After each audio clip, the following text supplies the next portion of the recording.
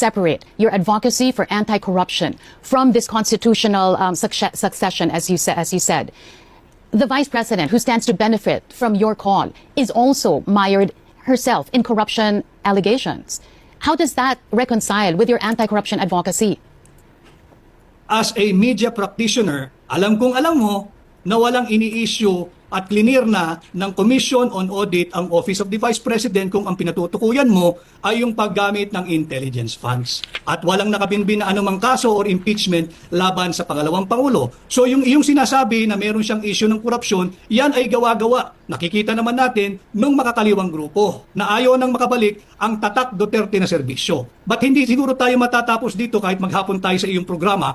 Ang aking tugon doon sa iyong katanungan, kung sakaling bumaba ang kasalukuyang Pangulo, naturalmente umiiral ang ating saligang batas, ang Vice Presidente ang siyang hahalili sa mababakanting posisyon. Wala akong magagawa doon, wala kang magagawa, hindi natin pareho imbensyon yan. Iyan ay nakasulat, nakagarantya at nakaukit sa ating 1987 Constitution.